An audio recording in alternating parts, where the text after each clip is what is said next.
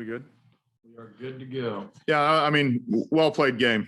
Crow did a nice job. Our bullpen was outstanding again. Adam Frazier, nice little coming home, being from Georgia, 4 knocks. Guys kept playing, man. They got after it. That's a good team over there, and they continue to go. It's kudos to them. Shelty, you've seen a lot of good performances from this bullpen this season. Where does this one rank? Is this at the top, near the top? Pretty dominant effort. Yeah, I would say it's right near the top because we had to go through it. We had to get this. We had to cover the 6th, 7th, 8th, and 9 and 10 with Richie. Holmes might have been the best he's been all year. I mean, the ball was jumping out of his hand. And then we used Bet at the top of their order, really good. Strat was good, and then Richie giving us 2 big innings and had to go through the guts of their lineup. I mean, I know he went through the bottom, but Sandoval's one of the better pinch hitters in the National League, and then to get the top with, starting with a runner at second, it was outstanding. Was there any back and forth at all, like about him going out for the 10th, or you guys basically just realized he wanted to pitch, you were going to let him pitch? There was no. No, he was. I mean, as soon as we were tied in the 9th, he was pitching the 9th and the 10th. That was predetermined. He had 4 days off, so I mean, we were fine. And but no, we knew 100% he was going to pitch the 9th and the 10th.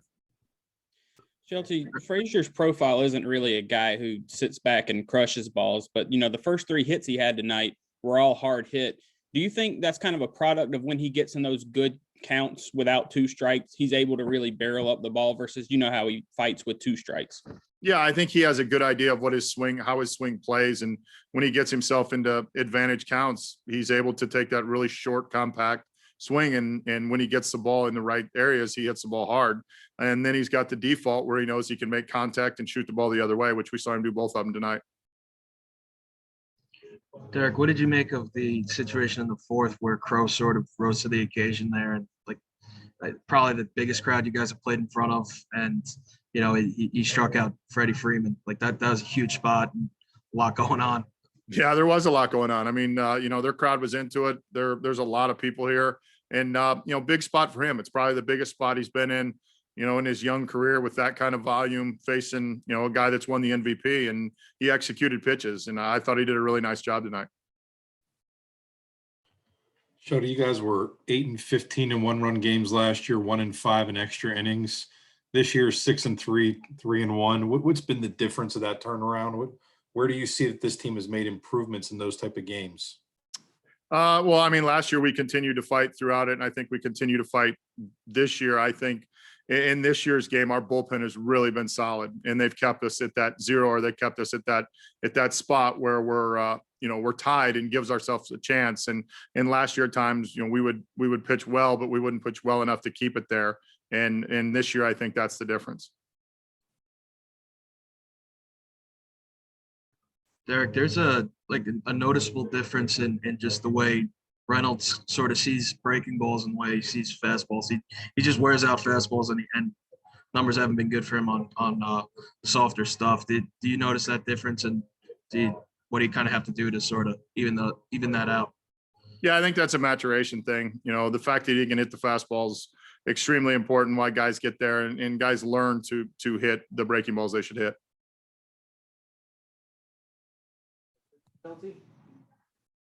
Thanks, guys. Hold up. Oh, whoa. Do you have a Trevor Cahill update, Derek? No, he stood and watched the game in the dugout the whole day. That's it. That it?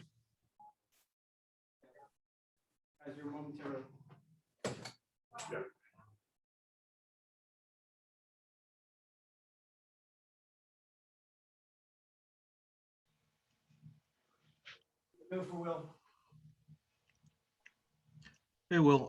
Just wanted to start in the 4th inning there. That seemed to be like a really huge moment for you. Could you just take us through what that was like to pitch in that environment, and then to execute that changeup there against Freeman? Yeah, it was a big moment in the game. Stahl came out there and calmed me down a little bit. It's the first time in my career, you have that many fans, that environment. The stadium was rocking. It was a good, good moment. And I just wanted to, if they were going to beat me, they were going to beat me with my best stuff. And I wasn't going wasn't gonna beat myself. So I wanted to go right after him, and me versus him. That's where my mindset was, and executed a good pitch and got out of the jam.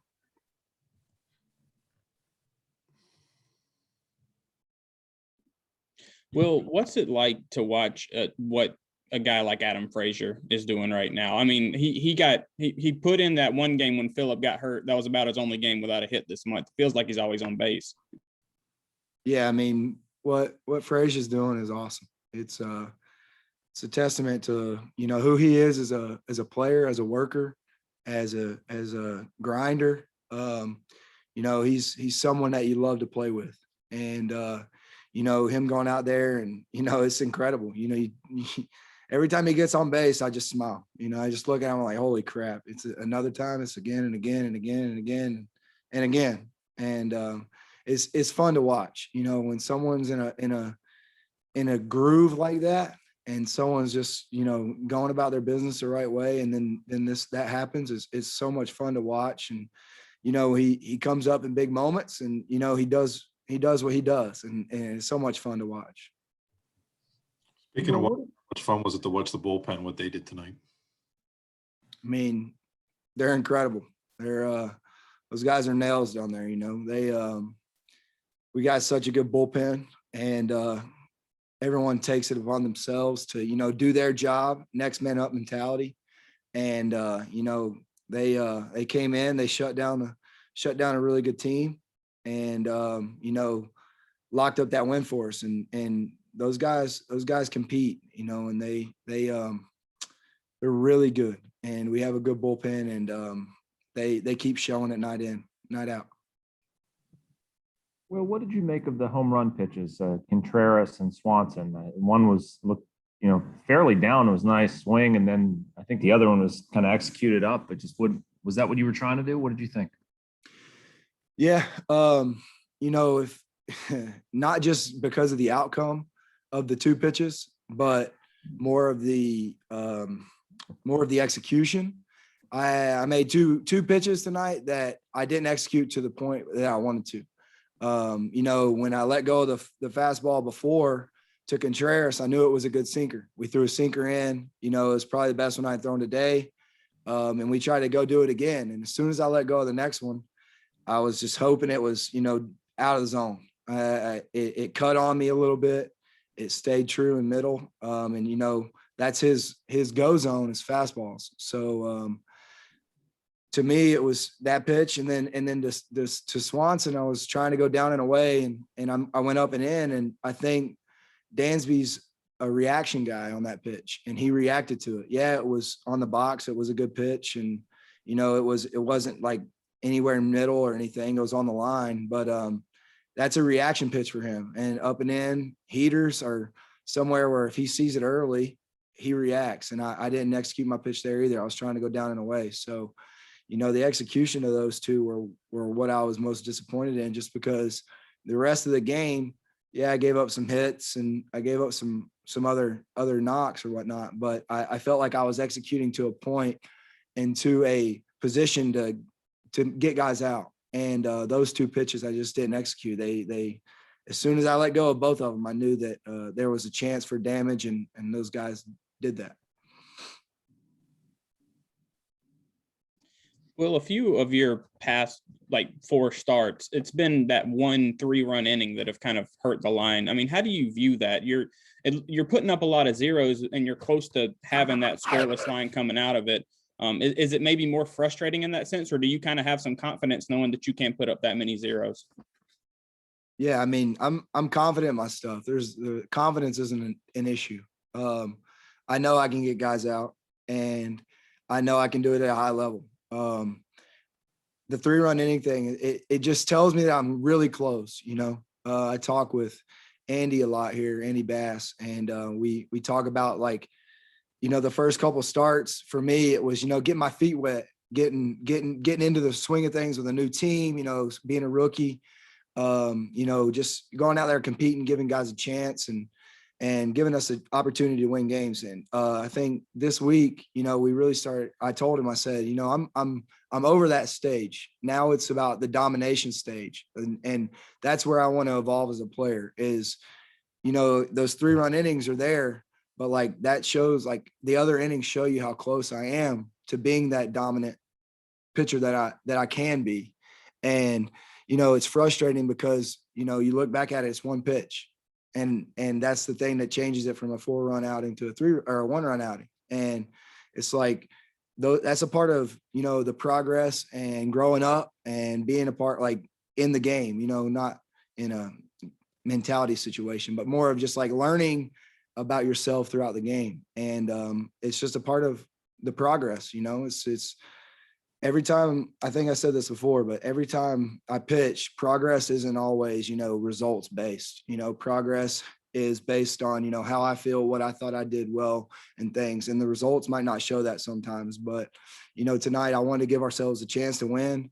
And, you know, that 3-run inning was tough. I gave it one pitch, home run. And from there, it's a grind for me, you know, give our guys an opportunity to win a ball game. And we did that.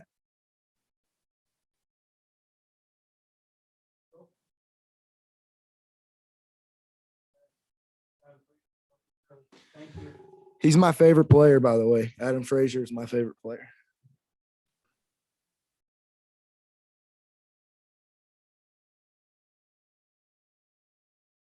All right, guys, we were good for Adam. Adam, are your knuckles starting to hurt from knocking on wood so much? I mean, the streak's not stopping anytime soon. It doesn't look like. Sounds like you need to knock on some wood after that one. But yeah, I'll take it. Got to do it again tomorrow, though. Adam, what's it been like watching your bullpen? I felt like this is one of the better performances they've had this season, and a season full of them. Well, it's been fun. I feel like every night their numbers called, they show up. So, it's a tough lineup over there, and they just kind of neutralized them pretty good. So, and then Crow did well too. Gave up a big hit right there, but he got the double play ball. If I stay on the other side of the bag, excuse me, I moved the pitch before, and sure enough, he throws one over there. So that leads to 3-run homer. Other than that, he'd have pitched unbelievable. So, but no, I mean, everybody comes out and gives it their all and keeps us in the game. And hats off to them. We get 4 hits against the Braves. It's kind of a homecoming for you. Does that make it any more special, or is that something you take into consideration at all, getting a chance to play in Atlanta? It's fun. Just I got family and friends in the state, in the stands, and I wouldn't say it makes it any more special or not, because it's still, it's the big leagues every day. So, but it's fun. It's the phone starts blowing up with everybody, happy for you and stuff like that, and just being able to play in front of them is pretty cool. And because that it doesn't get to happen a whole lot. It's just more fun, really. Adam, can you describe what's just the streak you're on right now? What's really working for you? Because it seems like you can't do anything wrong. I'm just trying to simplify things, really. I found something that works for me, and just a few cues, and being on time is everything, and then not trying to do too much. Stay on top of the baseball. That when you're on time, you see the ball a little longer, and you're able to stay within the zone and not chase pitches as much. And I think when you make big league pitchers come into the zone, then you have a better chance for success. Adam, we've had this sort of what's been going right conversation with you every week or so since the spring. What's been the challenge in just staying consistent with that? Because you tell us pretty much the same thing every time, but what's been the challenge in keeping it going? Do the same thing every day. That's the challenge, is to stay within myself and remember what I'm doing, and then telling you all the same thing every day. That's part of it too. Knocking on the wood is part of it too. I'm pretty superstitious if you can't tell, but it's really just that. I mean, if something's working, you try to figure out, you try to remember what you're doing, and then stay within that. And I mean, that's all I can really say. Are there any other superstitions that you can tell us about, things that you do on a routine basis that are, you know, that are things that are, whether they're helping or whether things just make part of your daily routine? I mean, I'll I mean, I got a list that's that long. But so I mean, it goes with putting your toothbrush right on the right side of the sink, the left side of the sink. You got, you know, which side of the toothpaste is facing upwards. That's when it starts, you know, at the beginning of the day. I would put my pants on every day when I come to the field, getting ready for the game. Which foot I put on the bench to tie my cleats first, because I don't tie my cleats until I get out in the dugout. To what bat cubby I put the helmet in, to what batting glove I put on first, to spray my hands with the stick stuff first. I mean, and then if it doesn't work for a few at bats, you change it. You change something. And then if that works, then you keep going once you change it. And then you change the bat. If the one little cubby doesn't have any hits, you change it. If a shower doesn't have any hits, you change it. If a shower has hits, you wait on somebody to get out of that shower before you get in it. So, I mean, that's a few of them.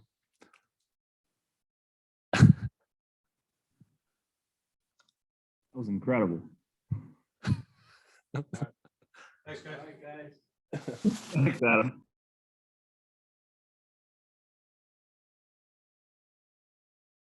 Do a power ranking of what the best ones are.